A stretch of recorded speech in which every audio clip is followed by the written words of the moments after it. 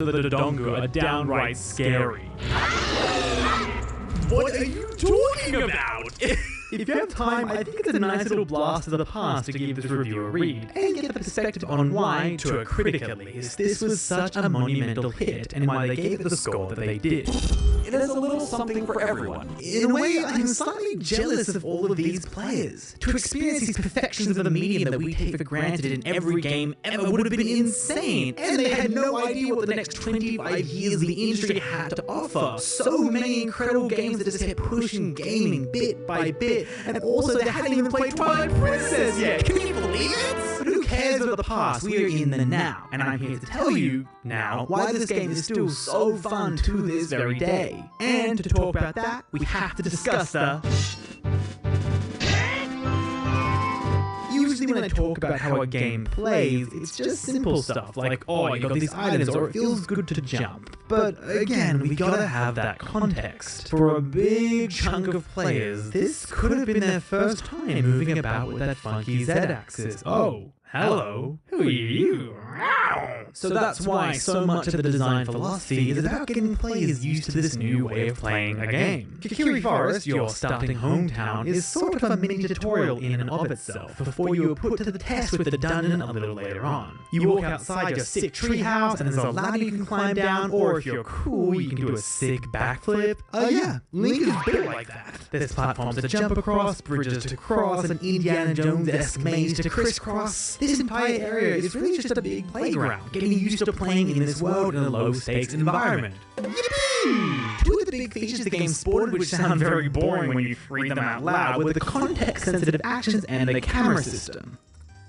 It's interesting, I promise. The first was really cool for the time. This big blue button is the A button. And before this, I guess it was normal for players to think of one button performing one action, like swinging a sword or using an item. But here, depending on the context, that's why it's called that, it does different things. Stand in front of a sign and it does a little flip bam. Want to push a block, flip bam. Wow, we're pushing. Push, push, it's almost a push. It might sound confusing at first for a 1998 little kid brain, but it becomes second nature so quickly. The second big bad innovation was the camera. Back in those Wild West days, 3D developers just did not know how to do cameras. Even Nintendo's first efforts with Mario is this frustrating mess where you press the camera button and it never quite gets where you want, or it's hitting an invisible... But Nintendo learned from their mistakes and improved the camera in some really nifty ways. When you press the Z button, or the Z button, the camera always snaps behind you, which is a quick way for you to get a grasp on your surroundings and to readjust yourself. But what about when you're fighting an enemy? In a game like Mario 64, it's kind of hard to judge and be precise when jumping on your foes. So here, press that Z button again and the camera locks onto the enemy. Isn't that exciting? Guys, please, I promise this is cool, because this shows up in basically every game ever, even to this day. Elden Ring, the camera locks on the enemy. FF7 Remake, oh look, the camera is focused right now. Pick one of the last 5 games you played and I assure you at least one of them will have this system in it. Once you notice it, you'll realize it's in so many games, regardless of if you activate it or not. I don't know about a camera system from a video game, but it all started here and it's in every game ever. That's really important to the history of gaming. Please promise it's important! Please! A big chunk of this game's formula is swapping between dungeon spelunking to overworld stomping and thumping. And it's so fun! Every dungeon will give you a new item, which sort of acts like a key, which you can use in the overworld to unlock another piece of the giant puzzle. Like the hookshot lets you cross big gaps you couldn't before, or reach out of reach objects. The bombs let you blow up walls for secrets, and then the bomb shoes let you do that at a distance. Cool! And you use these to find every secret chest and piece of heart, which add up to make a new big heart that goes up to the top left corner. The items are used in such a fun way in and out of the dungeons that I am a big fan of them. Good job. But the most important item of them all, arguably, sorry Megaton Hammer, you'll always be the shiny goat in my heart, is the Ocarina of Time. Yeah. That's what the game is named after, and Zelda is the guy you play as, and the legend is how cool it was when you got out of bed today. I'm so proud of you. Keep it up. The Ocarina of Time lets you play notes on it.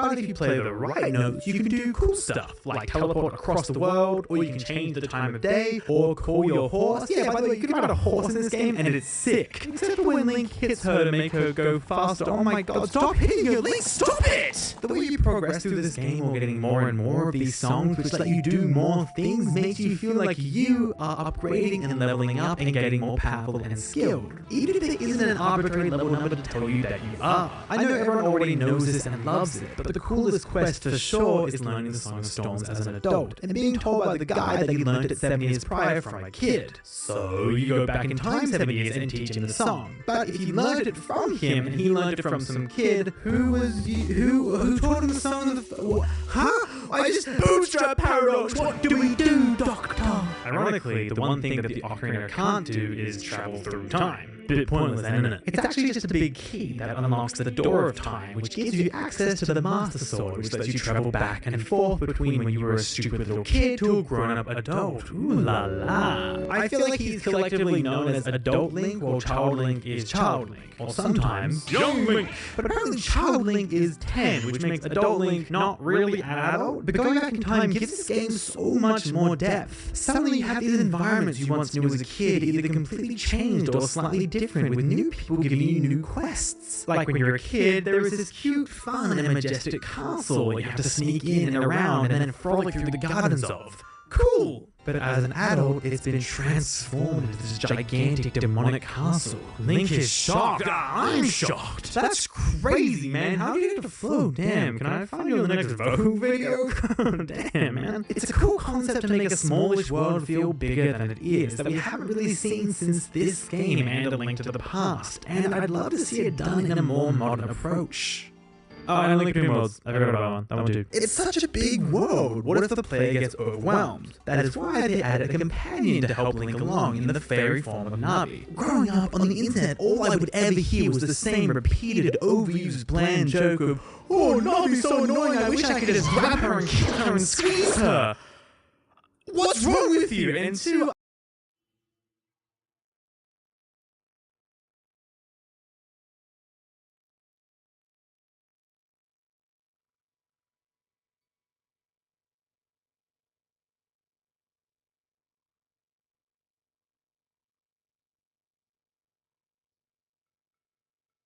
The number one reason men reject women with high body counts. I'm a team player, man. It's obvious already, isn't it? It's like, why would you wife up a woman who's been everyone's girl? It's like it's our girl, bro. Ours. Oh my. She's ours. But here's an example of what I mean. Bro, the power couple making our debut outside today. Hey, this all new to my girl. She really a homebody, so I'm gonna take care of her, Brody. I'm taking her to the LA function, you know what I mean? VIP. You know, it might be hard to get into, but I gotta show her man got pulled around the city, so she's gonna be alright when she with me. Yeah, indeed. Man feels good about himself, doesn't he? This is a key point. A man feels good about himself. Feel like $1 million, tax-free. Yeah? The big man. Bad man. Man. Got a lovely woman in his car. Yeah, he feels like the man. Doesn't he? Yeah. The validation and hype you get from a woman. From women. It's amazing, isn't it? It's like drugs and fuel, isn't it? Hey, you can't come here.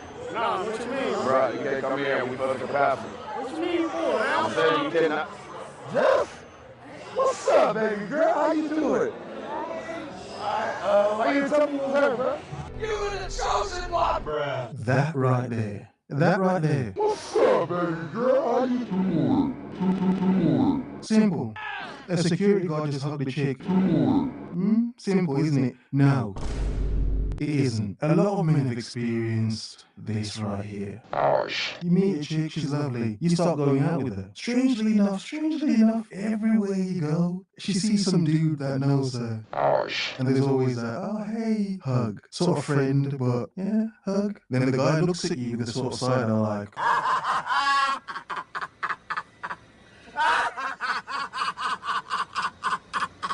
as if he knows something you don't. Go ahead and get in there. Yeah, you know you good, baby. Come on, you got my girl. Get my girl out here. Yeah, Jack, what's up, man? How you feeling? What's going on with you, man? You good? Poor dude. Yeah, it's a skit. Okay, it's a skit. But you can see the confidence draining from him, can't you? Remember in the car? Hype. The hype man, the man. Nope. Right now, he's looking like just any other man, isn't he? What's up, man? How you feeling? What's going on with you, man? You good? Hey, bro, it's crazy. Hey, this is my girl right here. Oh, yeah. Hey, you gonna come on stage with us? Hey, my girl shy as hell. She'll never get on stage, bro. She's shy. But as we can see here, you know, look at the man. Look at his face now. Where's all that masculinity gone? Emasculated. His chicks on the stage dancing, showing off to everybody. Everybody probably knows her already. They probably all know her already. Is the point, isn't it? The number one reason men reject women with high body counts. Mine. Yeah. It sort of becomes obvious when you have a good example in it. Like this example here. You think she told you she was quiet, didn't she? Yeah. She was abstinent. Oh, she's celibate. And you believed it. You believed it, didn't you? She's not like that.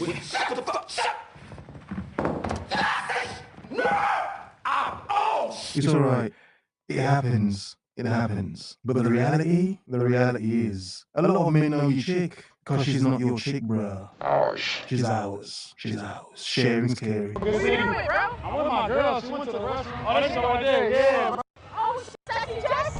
What's up, girl? Oh, now you don't know it now? Yeah, the whole crew knows Jess. Sexy Jess? The entire crew. Even the crew's ops know Jess. Is you right here? No. That's crazy. I see you, lady. Hey. I'm glad I can laugh about you now. Yeah, I can laugh about you now. The first time going through this,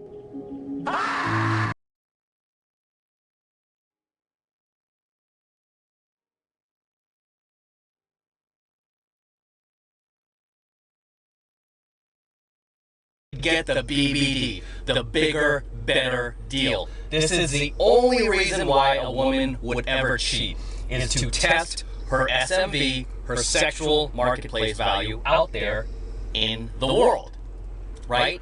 And the only reason why she would ever come back, okay? This is the only reason why she would ever come back. The only reason why she would ever come back is because she realized that you were the highest value male that she could get.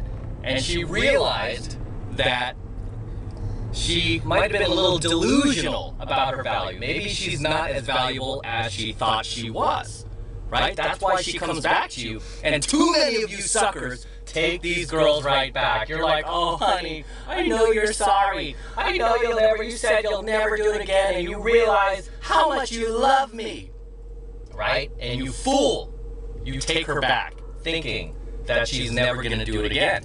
And then a few weeks pass by, a few months, maybe even a few years. And then guess what? She does it again. She finds some other dude that she feels is higher value than you, that has more to offer her, right? That is a bigger, better deal. And then she cheats on you again, right? She tries to see if, hey, maybe I am more valuable than this chump that I'm with right now. And you know what? Sometimes after the second time she cheats, she'll come back. Sometimes she won't, right? But the more you let her come back to you, the more you let her step on you, right? The more you reward her bad behavior, the more she's gonna do it. Surprise, surprise.